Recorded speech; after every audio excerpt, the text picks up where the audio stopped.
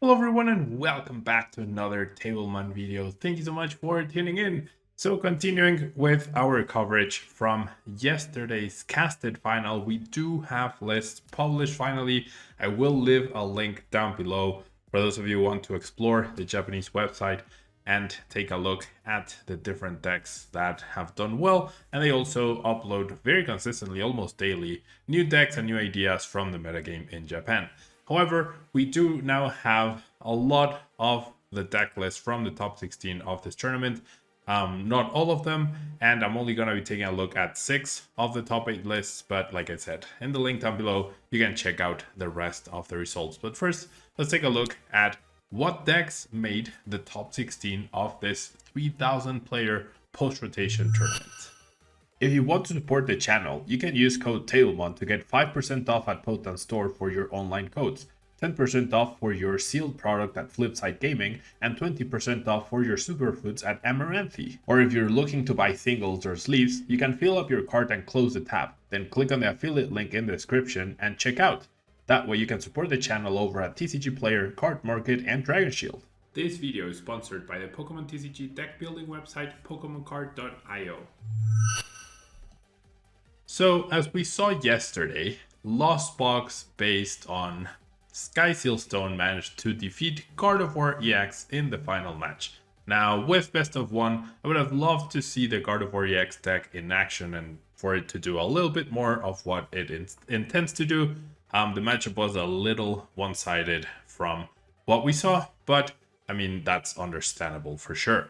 Now, the variance of best of one can really affect some results, but I don't think that you will be surprised by any of these top 16 results. So we had Lost Box in number 1, Gardevoir X in number 2, and then for top 4 we had an Yveltal based Lost Box deck and a Mew VMAX deck. So very nice roundup of the top 4 decks right there. Then moving on to top 8, we had 2 Lugia single strike decks do really well in the tournament. Tyranitar Beast seems to be becoming a staple and a big threat in the upcoming standard format rotation. And then we also had another Gardevoir EX deck make it all the way to the top 8 and another Lost Box deck. Now, this one hasn't been published yet, so I'm not too sure if it's based on Sky Seal Stone or Yveltal, as we'll see later on, but I figured odds are it's most likely based on Sky Seal Stone. And then for top 16, we had another 2 Lugia single strike decks. We also had a Kyogre based Lost Box deck, along with 3 more Mew VMAX decks, and 2 unknown decks that we have yet to find out. Perhaps by the time you're clicking on the link, you will know what the other 2 decks are, but as of making of this video, the decks had not been published just yet. So very interesting to see. This top 16, it does seem a little bit varied in a way. Only one EX making the cut right now. But like I said before, I do expect more Pokemon EX and more powerful EXs to come out in the near future and for them to start making a bigger splash in the metagame. But we do have the mainstays of the format with Lost Box based decks, Lugia decks, and also Mew VMAX remaining very powerful. Now, aside from not knowing what the 2 top 16 unknown decks are, Giratina VSTAR is the one big missing deck. From everything that I had seen and read, everyone in Japan considered Giratina VSTAR as the top deck, but it might have had 2 appearances in top 16, maybe 0, we don't know, but that's not too many, right? And 0 in top 8. And same for Miraidon EX and Regieleki VMAX. The popularity of that deck is pretty high, or at least it was in the Hong Kong Championship that we saw earlier last week. But it did not make a top 16 appearance as far as I can tell, nor a top 32 as far as I could tell, only all the way up to top 64. So that's those are the 2 big decks that really stand out as missing from this list. But let's take a look at the individual lists of the top 8 of the tournament.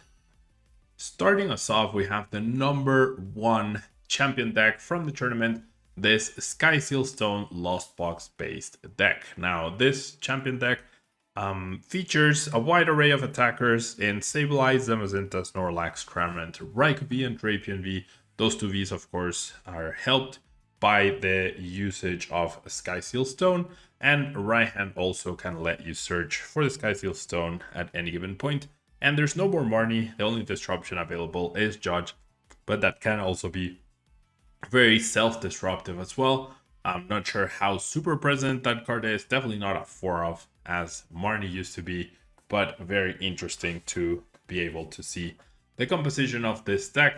We also have the brand new Nest Balls being widely used in most decks to search. Basic search, of course, very, very important. Nothing super standout from this Lost Box deck. In fact, you could actually already build this Lost Box deck outside of the 2 Beach Courts. Those are the 2 cards that are not available yet and are coming out in Scarlet and Violet. And those 2 cards give your basic Pokemon and your opponents, of course, 1 less retreat cost. And that means Comphase can free retreat, so can Cramorant, Greninja, Manaphy, Raikou, and Sableye. And then Zamazenta and Drapion retreat for 1 energy instead of 2.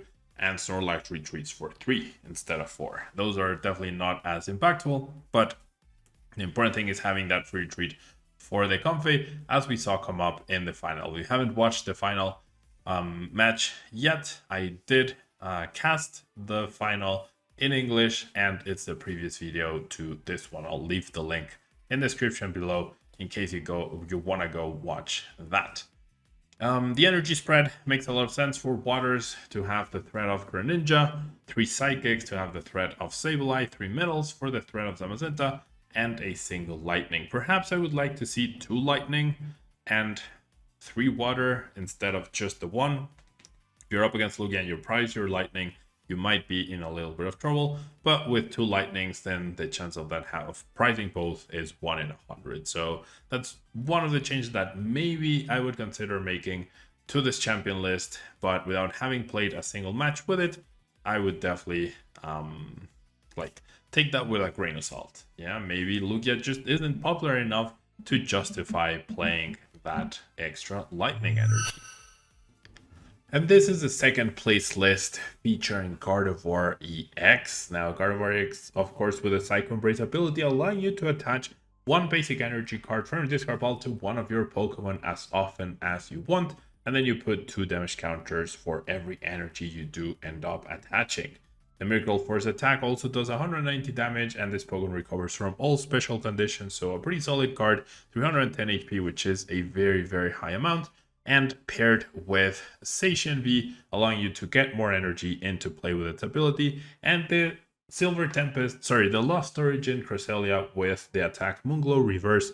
I was confused by this Cresselia. I thought it was the other one that allowed you to attach energy from your deck, but this one actually allows you to move 2 damage counters from each of your Pokemon to one of your opponent's Pokemon. So it's a way you can heal, and you can also use the single prize attacker to snipe something on your opponent's side of the board, whether it's the active or the bench. Now, Mew, Greninja, and Manaphy do offer support, along with Kirlia. Kirlia also has the trade-ish ability, allowing you to discard a card and drawing 2, and Shining Arcana Gardevoir, of course, allowing you to attach extra energies and also draw cards, as well as being a pretty decent attacker. Now, Emergency Jelly in the deck is a very nice inclusion because you can manipulate how much damage is on your Pokemon through Gardevoir EX's ability, allowing you to prompt the Emergency Jelly even if your opponent is trying to play around it, which is exactly what we saw in the finals of this tournament. A lot of draw support, Pokemon support with the Battle VIP Pass, the Level Balls, the Fog Crystals, and the Ultra Balls. A copy of Sky Seal Stone as well, which is very interesting to see, as there's only 1 Station V in the deck that could potentially knock out a V or VMAX. But, you can fully power it up as much as you want with your ability, so maybe it makes sense since their damage output isn't capped, but still a very odd choice for sure. Now, the supporter that I wasn't sure what it was is this one, which allows you to shuffle up to 5 Pokemon from your discard pile into your deck, and then you draw 3 cards, of course, giving you a chance at finding those same Pokemon. And then we have Clara, Arvin, Boss's Orders, Judge, Serena, and this Worker supporter that I'm actually not very sure what it does. Let me look it up really quickly, see if I can find it. I'm not exactly sure what that person does. I could have sworn I saw all the supporters beforehand. Arvin, of course, allows you to get an item card and a tool card from your deck, allowing you to search for rare candy and emergency jelly or the Sky Seal Stone. But that worker supporter is actually not from Scarlet and Violet. It's just worker, right? Yeah. Draw 3 cards, discard a stadium in play. Okay, so interesting inclusion. Not sure what supporter what stadium plays such a big role. Maybe Path to Peak that you'd want to play that, but hey, this deck got second place at a 3000 person tournament, so I'm not gonna question it until I've actually gotten a few games with it. But yeah, let me know what you think about this Gardevoir EX deck. I think it looks pretty cool, pretty novel, and this is probably something that we're gonna be seeing moving forward. Now, the first top 4 deck featured this Yveltal based Lost Box deck with 2 copies of Yveltal, allowing you to discard a bunch of special energies from your opponent's side of the field. Only features 2 Yveltal, only features 3 copies of Mirage Kid, which I found very, very surprising. Does feature the Galarian Zapdos as a way to hit for fighting weakness against, I'm not exactly sure what, probably the Vikavolt, Regieleki VMAX decks that are out there. Other than that, it's just a full featured Lost Box deck with Cramorant, with Sableye, with the potential of Greninja attacking as well, thanks to water energies, and then Sky Seal Stone to draw extra prize cards with both Drapion and Zapdos potentially. 4 Colress, 2 Clara, 2 Raihan, 1 Roxanne, and 1 Buzzsasaurus for supporters. And once again, the only new card from Scarlet and Violet being those 2 copies of Beach Court. Other than that, nothing very surprising, very standard Lost Zone box deck. Very surprised at the copy of Switch over the 4th Escape Rope. I feel like the 4th Escape Rope definitely has merit, but that is what we are looking at right here. Now, for the other top 4 deck, we have this Mew VMAX Meloetta based deck. Only 1 copy of Meloetta, but we do have the 2 Alessa Sparkle and the 4 Fusion Strike Energy. Very cool additions to the deck. Very surprised that there's only 1 Meloetta. Obviously, that decreases the chance of starting with it, which is always good. But if it's priced, then all of a sudden your deck is, I don't know, it's just a worse version of the other Mew VMAX deck featuring only double turbos that can allow you to open up space, right? If you don't have the Alessas, the Fusion, and the Meloetta, the 1 Meloetta could become the 4th double turbo, but then you have 6 potential different spots to be more disruptive or more aggressive in some way. Now, 4 Lost Vacuum paired with the 3 Path to Peak to ensure that you don't get stuck by your own Path to Peak, but you are stopping your opponent's Pokemon. We also have the 1 copy of Arvin to let you search for an item and a tool card as well. That is, once again, the only brand new card from Scarlet and Violet, and that seems to be a trend. The Scarlet and Violet set, at least initially, has not seemed to have made a big dent in the metagame.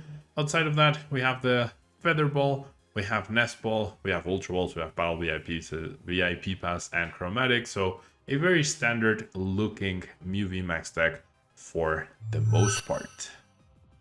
And now moving on to the top 8. Unfortunately, as of the time of this recording, there's only 2 of the 4 top 8 decks published so far. It's the 2 Lugia decks, I believe. So this is the first one featuring a 4/4 full Lugia VSTAR line, also featuring 2 Stone Journers and 2 Tyranitar V, along with Radiant Serena as the Radiant of choice, which is very interesting to see.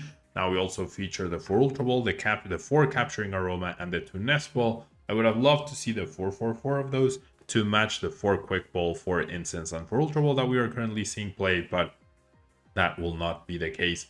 Or at least, like, the lists are looking a little bit more different. Overall, I'm very surprised at the lack of research in this list. Xenia's Resolve is being favored over research, which is good in the conservative sense, but also pretty weird in my opinion. Of course, Tyranitar is a great attacker, and with a single strike energy recycle potential, you can, thanks to the urns, you can really get a lot of mileage out of your Tyranitar, especially if your opponent somehow doesn't get a return KO immediately. No way to get extra prizes, unfortunately, for this deck, but I do think it's going to be a very powerful one.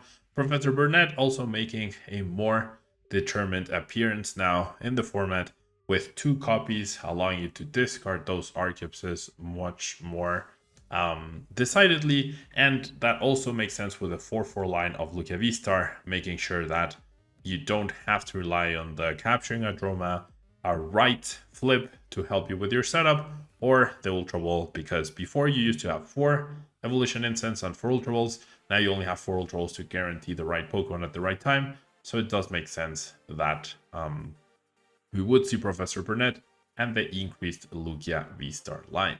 I'm really liking how this deck looks overall. A bunch of stadiums and a bunch of energy for Double Turbo now. Probably a bigger focus on Lugia overall. I would love to see a defensive Lugia build that tries to play Share and Scare to potentially tank hits with Lugia and then pick up said Lugia in order to continue attacking with other things, essentially nullifying an attack by your opponent. We do see the Dunsparce to help protect against Raikou, which does seem more popular now, and with the combination of the Skyseal Stone does make it a big threat for this deck. But yeah, this I expect to be fairly standard to the norm for Lugia V-Star moving forward. And I was misremembering the other top 8 deck list that is featured, or that is available rather, is this Gardevoir EX variant. Now, it does have a few similarities, but also a few differences to the second place list. Right here, it does feature the Gallade, which allows you to search for a supporter with its ability and has a pretty good attack as well. Does feature the Articuno as well in order to have a more decidedly bench damage attack. You could replace Articuno with a Cresselia in that sense to target down something on the bench. And the Cresselia also isn't stopped by Manaphy, which could be very, very good. This one also doesn't have any spread of Ralts or Kirlios, just the 4/4 of the preferred ones. And 1 Mew, 1 Manaphy, and 1 Radiant Greninja, of course, to synergize with the deck, along with a lot of Pokemon Search, with the Level Ball, with the Fog Crystal. 3 Battle VIP Pass, though, I really dislike that. I feel like it's either 4, or if you can search for Battle VIP Pass. Like, if you can't search directly for it, play 4. If you can, then play 1, maybe 2, if you really don't want to prize it. But I think for me, it's always going to be either 4 or 1. If you ever find me playing 3 Battle VIP Passes in a tournament, I am probably drunk or something along those lines. But anyways, only 2 rare candy. I think that's a big change from the second place list, because it does mean the getting out any of your stage 2s is going to be a little on the slower side. Does feature Worker as well, so maybe there's something I'm overlooking in terms of stadium removal, because you could easily play Pumpkaboo in this deck as well and just bench that. I guess Pumpkaboo is a much bigger liability now that there's no scoop up net to get rid of it, but none of the decks that play Pumpkaboo to get rid of Path to Peak play Collapse Stadium or Scoop Up Net anyway, so I'm not sure. But Worker makes another appearance. We also see Thornton, we see Clara, we see Arven, we see Judge, Roxanne, Research, so a lot of variety right here, and recyclability with the Palpat as well, and Temple of Sinnoh to disrupt your opponent. And so that concludes our top 8 coverage of this Champions League's Aichi tournament that happened this past weekend, as we were all watching Bochum and Knoxville action take place. This tournament also meant a lot, at least to those of us going to EUIC and other tournaments, as it is one of the best resources to help us prepare for the upcoming post-rotation tournaments in the near future. I'm personally very excited about rotation, looking forward to competing and cracking this new format and really playing with the new decks already. Let me know your thoughts, and like I said, you can check out the rest of the decks in the link in the description of the video. I am much better now at remembering to put those right there. Thanks so much for support, and as always, if you'd like to support the channel, please consider using any of the links or the codes at the beginning of the video if you enjoy the content, or if you want any coaching. My MetaFi page is linked in the description as well if you're looking to improve and get that extra edge over the competition in the near future. Thanks so much for watching. Love you all. Until next time.